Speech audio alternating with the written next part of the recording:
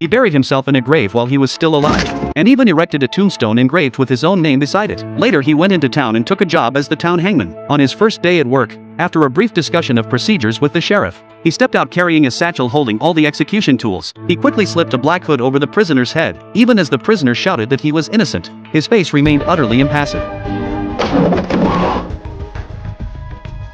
Yet something unimaginable happened. The prisoner who had supposedly been hanged to death in broad daylight was later seen standing alive beside his own grave, hungrily devouring a loaf of bread. Django told the man to go to a certain spot and wait for his orders. Should he dare to flee along the way, Django would hunt him down without mercy. Before leaving, he gave the man some money for travel expenses. It turned out that before every execution, Django visited the jail and fitted each prisoner with a specially made harness designed to bear their weight. By tampering with the rope during the hanging and covering their faces with black hoods, he left no visible clues for onlookers. On the way to the gallows, he coached the prisoners to put on a convincing show of mortal terror for the sheriff. Once he had gathered enough men, Django brought all the rescued prisoners to a secret hideout and handed each of them a long rifle, urging them to sharpen their shooting skills. Every one of these men saved by Django had been wrongfully convicted. They had been condemned to the gallows entirely because of the bandit leader Lucas. Lucas craved the wealth of local townsfolk and colluded with corrupt officials for years, fabricating charges at will to send innocent civilians to the hangman's noose. Django had assembled these men who had cheated death, hoping to channel their pent-up rage and form a revenge squad to wipe out Lucas and his powerful backers. He expected them to unite and fight side by side, but right after he laid out the plan,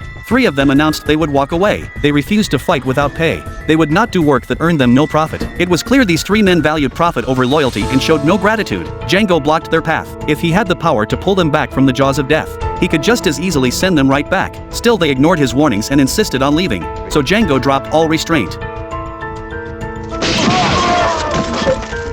Django's motive for gathering this band to kill the villains was not simple chivalry. 5 years earlier, Django and his wife had been traveling by wagon when a wheel got stuck in a pit. As everyone worked together to free the vehicle, a gang of men with guns appeared in the distance. A hail of bullets came flying the next instant. Amid the chaos, his wife was shot dead, and Django also took a bullet. He endured the agony and played dead to narrowly survive. Lucas was the mastermind behind the attack. Django had refused to help them smuggle illegally obtained gold, and that refusal had brought down this deadly persecution. No one suspected that Django, who had escaped death, would lurk right under his enemy's nose, using his position as hangman to slowly build his plan for vengeance. His revenge campaign first targeted Lucas's henchmen, the brutal thugs who had long oppressed ordinary people. Overnight, they were all eliminated. Word soon reached Lucas. He flew into a rage hearing his men returning badly beaten. Yet when he was told the attackers were men who had already been hanged, Lucas dismissed the story as absurd nonsense. He had watched the executions with his own eyes. How could dead men come back?